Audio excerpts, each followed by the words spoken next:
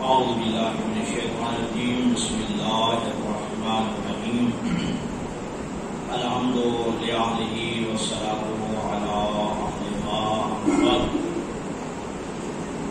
وقد قال رسول اللہ صلی اللہ علیہ وآلہ وسلم مخاطبا لعلی بن ابی طالب یا علی تمنا جبرائیل ان یکون من بنی آدم بسبع خصال، اس کے سوا پڑھیے محمد والو۔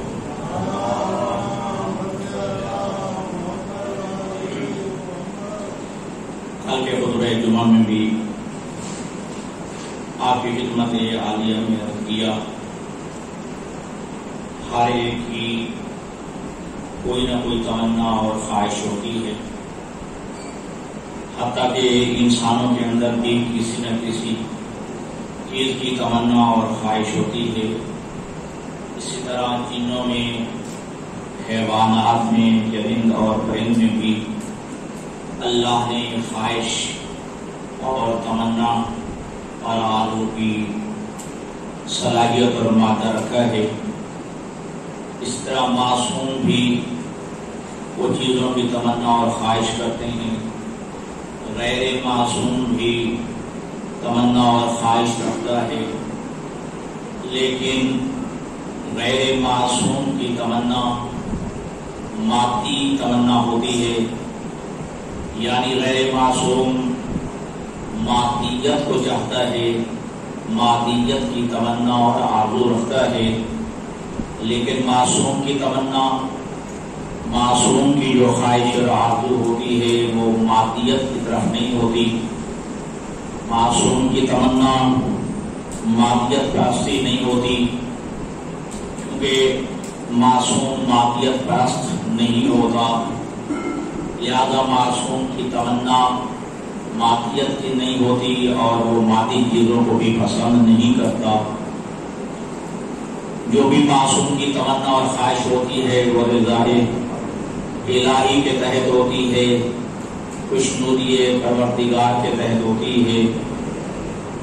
لہذا جہاں انبیاء کی خواہش ہے اور دیگر ائمہ اربع عشر میں تمنا اور خواہش ہے، وہاں فرشتوں کے اندر بھی کسی چیز کی تمنا اور خواہش اور آرزو ہوتی ہے۔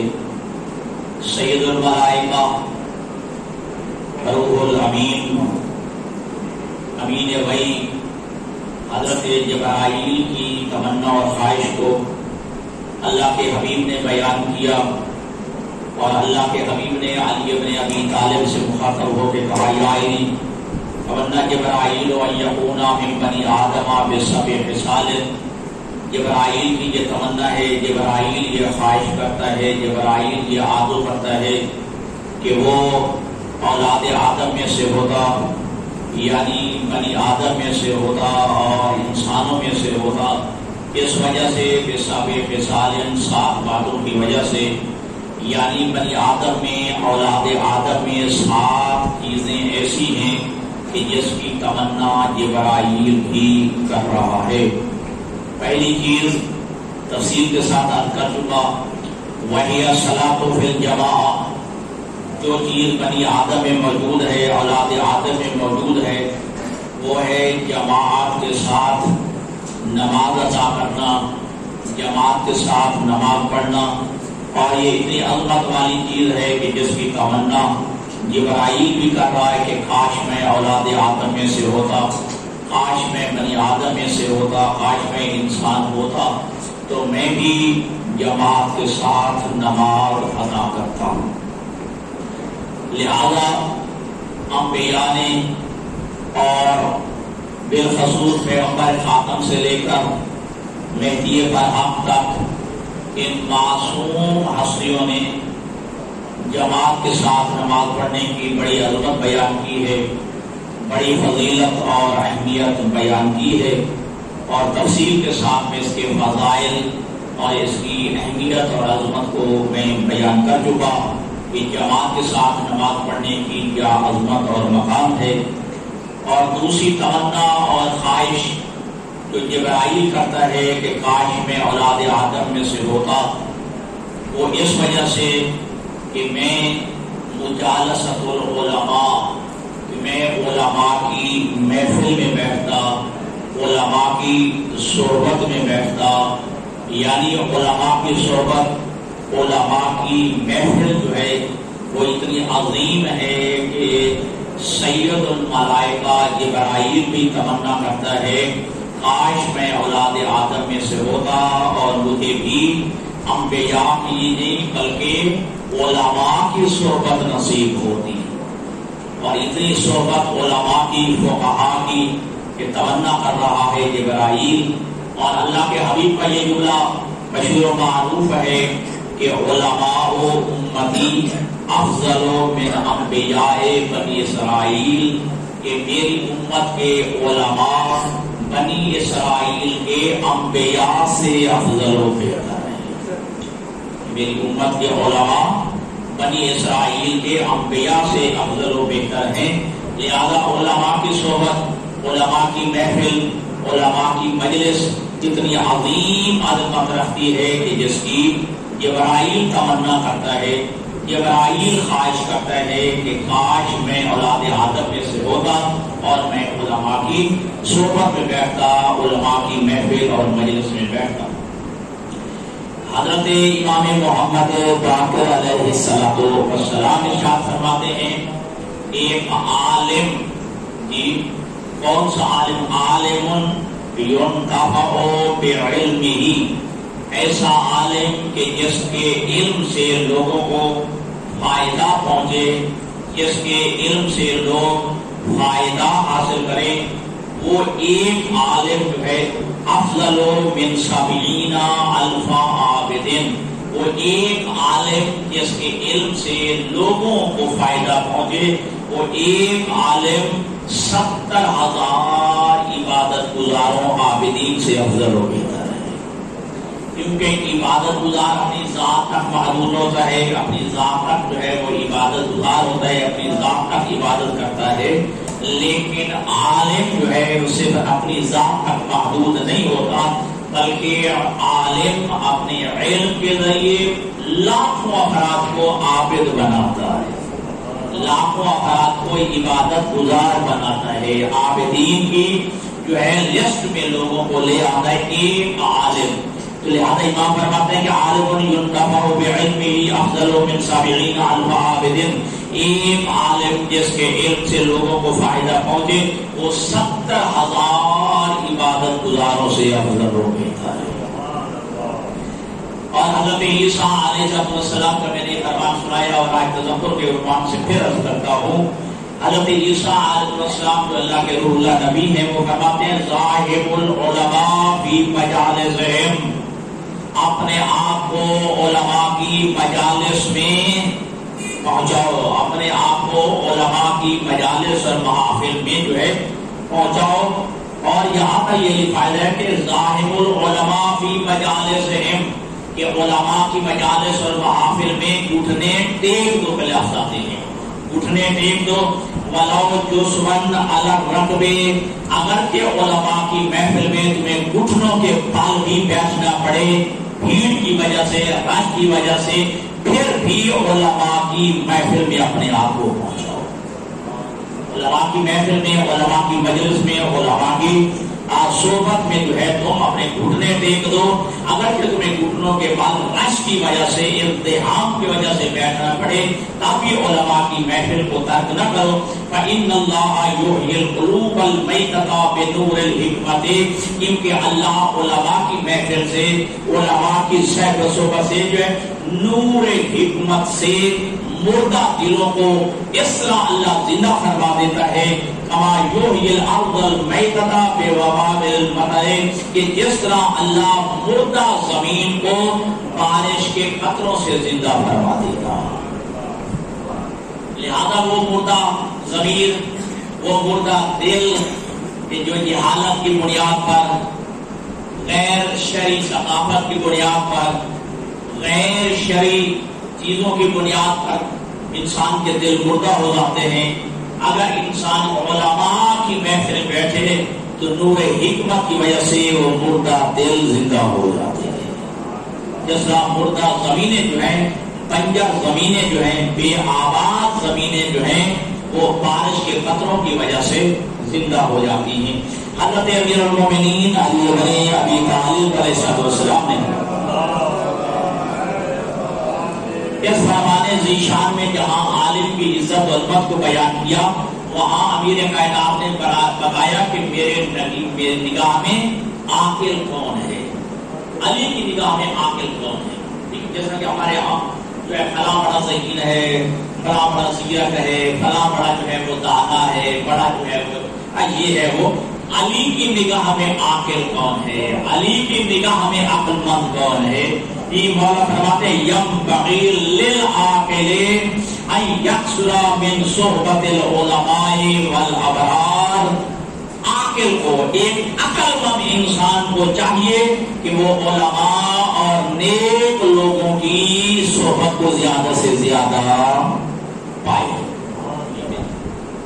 بجائے اس کے اشرار کی محفل میں بیٹھے، بجائے اس کے کہ شریر لوگوں کی اور فجار لوگوں کی، فسوق لوگوں کی محفل اور مجلس میں بیٹھے. عاقل کو چاہیے، عقل مند کو چاہیے کہ وہ علماء اور ابرار نیک لوگوں کی صحبت کو زیادہ سے زیادہ جو ہے وہ غنیمت جانے. لیکن المیہ یہ ہے علماء کی محفل کو، علماء کی صحبت کو ایک اور محفل سمجھا جاتا ہے، ایک اور قسم کی صحبت اور مجلس سمجھی جاتی ہے. کیونکہ علماء کی صحبت میں بیٹھ کے بےہودگی تو ہوتی نہیں، آوارگی ہوتی نہیں ہے. کیا بھی بات ہوتی ہے، یا قرآن کی بات ہوتی ہے، یا سیرت انبیاء کی بات ہوتی ہے، یا سیرت ائمہ کی بات ہوتی ہے، یا قرآن کی حکمتوں کو بیان کیا جاتا ہے، یا سیرت انبیاء کی جو ہے وہ باتوں کو بیان کیا جاتا ہے. اس وجہ سے علماء کی صحبت کو، علماء کی محفل اور مجلس کو جو ہے وہ اور محفل اور مجلس سمجھا جاتا ہے. لیکن یہاں امیر کائنات فرماتے ہیں عقل مند انسان کو چاہیے، عاقل کو چاہیے کہ وہ علماء اور نیک لوگوں کی صحبت کو زیادہ سے زیادہ جو ہے وہ استعمال میں لائے، یعنی علماء کی صحبت کو زیادہ جو ہے وہ اپنا پائے. چاہیے کہ علماء کی صحبت میں بیٹھے.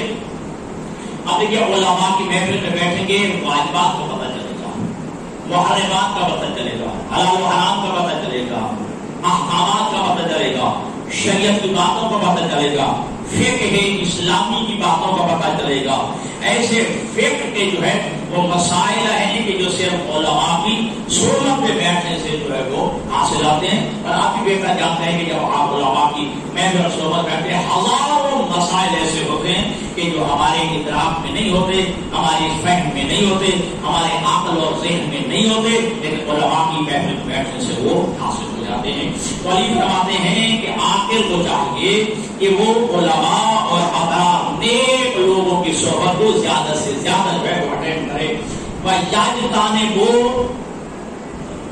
مُقَارَنَةَ الْأَشْرَارِ وَالْفُجَّارِ. عاقل کو چاہیے، عقل مند کو چاہیے کہ وہ اشرار شریر لوگوں کی، خبیث لوگوں اور فاجر لوگوں کی محفل سے دور رہے، ان کی محفل مجلس سے جو ہے اجتناب کرے، ان کی صحبت سے دور رہے. یا علماء کی محفل اور ابرار اور نیک لوگوں کی محفل کو زیادہ سے زیادہ انسان اٹینڈ کرے، لیکن اشرار اور جو فساق اور فجار ہیں، شریر لوگ ہیں، ان کی محفل سے اجتناب کرے. عقل مند وہ ہے، علی کی نگاہ میں عقل مند وہ ہے جو علماء اور نیک لوگوں کی صحبت کو اختیار کرے اور اشرار اور فجار کی محفل سے دور رہے، اجتناب کرے. سلام پڑھیے محمد والے محمد.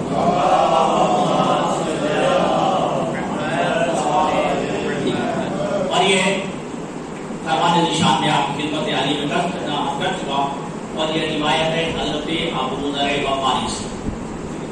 اور حضرت ابو ذر غفاری کے بارے میں آپ سنتے رہتے ہیں، اس سے بڑا کائنات میں ابو ذر کے لیے فضیلت کا مقام اور مرتبہ نہیں ہو سکتا.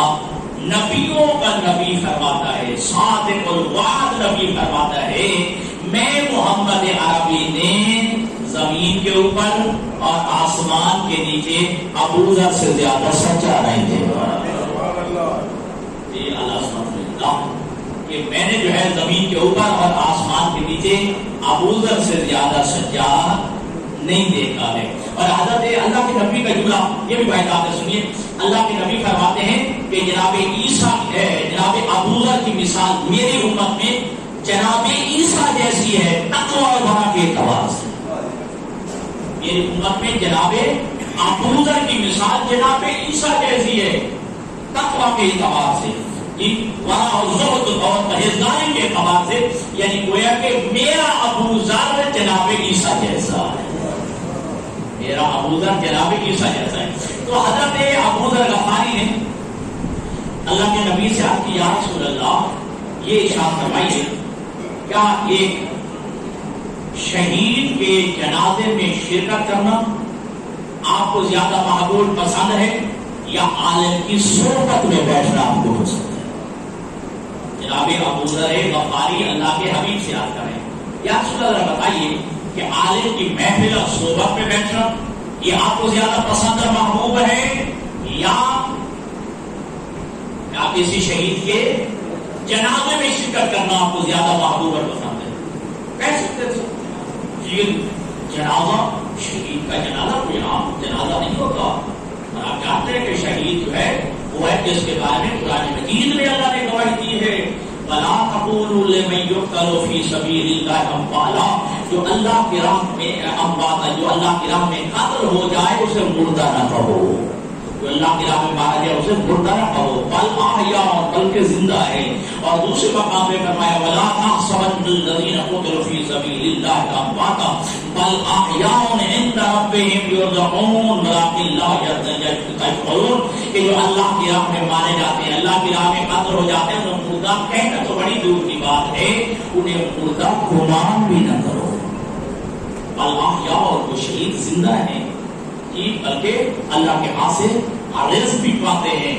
کہ شہید مر گئے نا ہمارا رزق دیکھنے میں دنیا سے چلا گیا لیکن وہ اللہ کے ہاتھ سے قرآن کہہ رہا ہے، کوئی روایت نہیں ہے کہ جھوٹی ہو سکتی ہے راوی جھوٹا ہو سکتا ہے، قرآن کہہ رہا ہے وہ اللہ کے ہاتھ سے رزق بھی پاتا ہے جو شہید ہے. ولکن لا تشعرون، لیکن شہید کی زندگی کا تمہیں شعور نہیں ہے. تو اب خدا غفاری عرض کرتے ہیں کہ یا رسول اللہ آپ کو شہید کا جنازہ پڑھنا زیادہ پسند ہے یا عالم کی صحبت میں بیٹھنا زیادہ پسند ہے؟ تو اللہ کے حبیب نے فرمایا علم یا ابا ذر، اے ابو ذر یاد رکھو.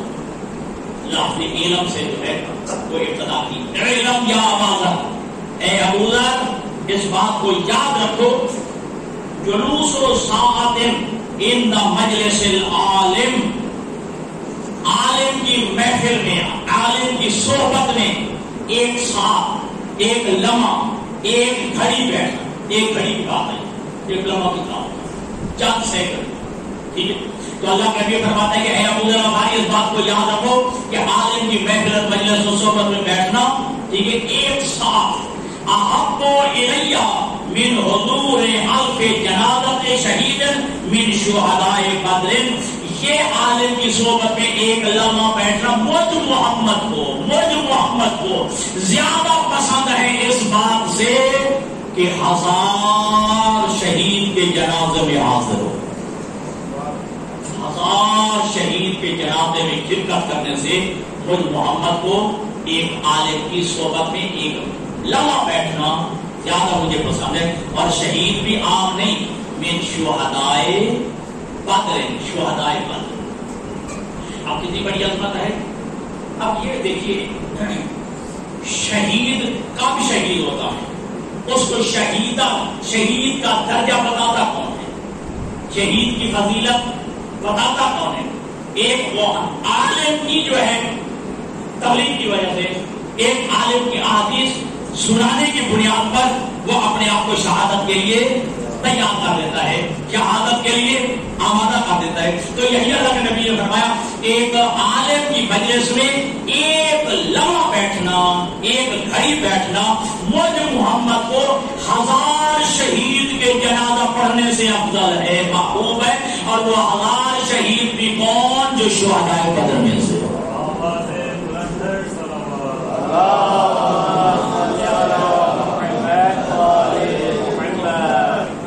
1000 شہید کے جنازہ پڑھنے سے مجھے زیادہ پسند اور محبوب ہے عالم کی صحبت اور مجلس میں بیٹھ، اور اس سے اگر جڑا سنیں گے تو لطف۔ اور آج وہ علماء، وہ فقہاء کہ جن کی زندگیاں گزر گئی علم پڑھتے اور پڑھاتے، ٹھیک ہے جی، دین کا علم سیکھتے اور سکھاتے، زندگیاں صرف ہو گئی۔ اور آپ کو معلوم ہے نا، چند سال پہلے کی بات ہے نا، کیا مسیحستانی منظر عام پہ آئے آیت اللہ حافظ بشیر حسین یا کلام راجی، کیوں یہ 40-50 سال تک تو پڑھتے رہتے ہیں، تب جا کر جو ہے یہ درد اجتہاد میں جو ہے یہ فائد ہوتے ہیں۔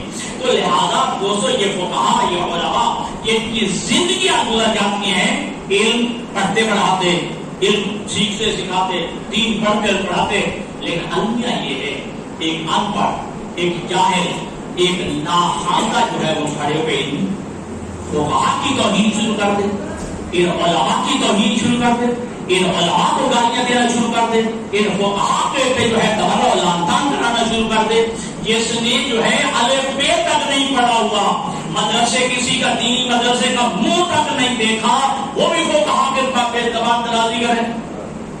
اچھا مجھے یہ بتائیے ذرا، سارے مجھے سوچ کے بتانا، اور میں چیلنج کرتا ہوں، آج نہیں کل نہیں، 2 مہینے 6 مہینے سال 2 سال 5 سال 10 سال، ٹھیک ہے جی، آپ تحقیق ریسرچ کریں، امام زمانہ کی غیبت صغریٰ کے بعد یہ دین آپ تک پہنچایا کیسے ہے؟ غیبت صغریٰ کے بعد یہ دین، یہ مذہب آپ تک پہنچایا کس نے ہے؟ اب سارے میرے عزیز بیٹھے ہو، قرآن کے بعد ہم کیا کہتے ہیں؟ ہماری 4 بڑی کتابیں جن کو اصول اربع کہا جاتا ہے، جیسے اہل سنت کے ہاں ہے سیاہ ستہ، ٹھیک ہے، سیاہ ستہ، اور ہمارے ہاں اصول اربع 4 کتابیں ہیں، ٹھیک ہے، تہذیب، استبصار، من لا یعذر الفقیہ اور کافی، جس کے 2 حصے ہیں، اصول کافی اور فروع کافی۔ یہ 4 آپ کی جو معتبر ترین کتابیں ہیں، آپ کے مذہب کا ماخذ اور منبع ہے، یہ علماء نے لکھی ہے، یہ علماء نے لکھی ہیں۔ ان علماء کے ذریعے جو ہے آپ تک جو ہے یہ دین پہنچا ہے اور مذہب پہنچا ہے۔ یہ مسائل اشیاء کس نے لکھی ہے؟ یہ بہار اور انوار کس نے لکھی ہے؟ توجہ کیجیے گا، یہ نہج البلاغہ امیر کائنات کے جو ہے کلام کا مجموعہ، یہ کس نے جمع کیا ہے؟ علماء نے جمع کیا ہے۔ یہ جو ہے کتاب لغہ کیسے لکھی ہے، اس کے اوپر اس کی شرح لغہ کیسے لکھی ہے؟ یہ دونوں استاد اور شاگرد ہیں، شہید اول اور شہید ثانی، کہ جنہوں نے فقہ کی کتاب لکھی ہے۔ اور میں دعوے سے کہہ رہا ہوں، چیلنج کر رہا ہوں، آپ کا کوئی فقیہ میرے عزیز، کوئی مجتہد، آپ کا کوئی مرجع اس وقت فقیہ اور مجتہد نہیں بن سکتا جب تک لغہ اور اس کی شرح لغہ نہیں پڑھ لیتا ہے۔ آپ کے علماء کی زندگیاں صرف ہو گئی ہیں علم پڑھتے ہوئے، علم پڑھاتے ہوئے، اور ایک جاہل اور ان پڑھ خواندہ جو وہ کھڑے ہوتے علماء کے تبرع کرانا شروع کرا دے، علماء کی توہین شناسی، علماء کے اوپر جو زبان کرانی شروع کر دے۔ تو لہٰذا یاد رکھیے گا دوستان گرامی، کل میں جو حدیث سنانے لگا ہوں، معصوم رحمۃ اللہ علیہ کے حبیب کا جملہ ہے کہ فقیہ واحد، فقیہ واحد، ایک فقیہ اشد علی ابلیس من الف عابد، ایک فقیہ شیطان پر زیادہ بھاری ہے 1000 عابدوں سے، 1000 عبادت گزاروں سے، 1000 عابدین سے ایک فقیہ شیطان کو زیادہ بھاری۔ وہ 1000 جو عابد عبادت گزار اپنے طور پہ عبادت کر رہا ہے، لیکن ایک فقیہ ہے کہ جو ہزاروں کو لاکھوں کو شیطان سے دور کرتا ہے۔ ایک فقیہ، ایک عالم، ایک جو ہے مرجع جو ہے وہ لاکھوں مومنین کو، لاکھوں انسانوں کو جو ہے وہ شیطان سے دور کرتا ہے، شیطان سے جو ہے اس کے کردار سے نفرت دلا کے کہ شیطان کے راستے کو چھڑوا کے رحمان کے راستے پہ لے آتا ہے۔ یاد رکھیں، ایک فقیہ شیطان پر 1000 عابد سے بھی زیادہ سخت اور بھاری ہے۔ الفقہاء حصون الاسلام، یہ جملہ سنیں گے تو لطف آئے، الفقہاء حصون الاسلام، یہ فقہاء، یہ مراجع، یہ علماء اسلام کے مضبوط قلعے ہیں، اسلام کے مضبوط قلعے۔ اللہ کرے آپ میرے عزیزوں اور نوجوانوں کو تاریخ بنی امیہ اور تاریخ بنی عباس، اس کے بعد باقی جو ہے تاریخ جو بات میں گزری ہے عثمانی سلطنت عثمانیہ کی، یہ وہ تاریخیں پڑھیں۔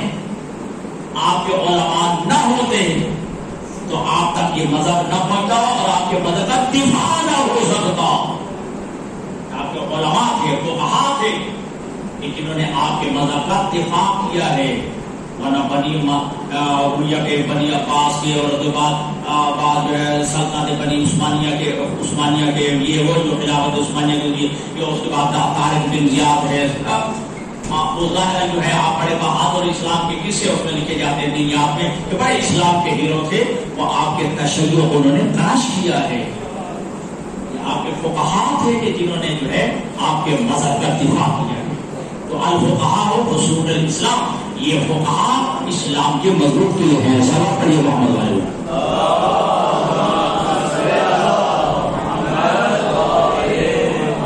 بس ایک حدیث آپ کی رحمت اور آپ حیران ہو جائیں گے اور آپ تعجب کریں گے معصوم نے یہ کیا فرمایا ہے۔ یہ مولا کائنات نے جناب جابر بن عبداللہ انصاری سے خطاب کیا اور یہ نحو البلاغہ میں علی کا یہ جملہ موجود۔ اے جابر، یا جابر قوام الدین والدنیا علی اربعۃ، اے جابر دین اور دنیا چار بندوں کی وجہ سے قائم ہے۔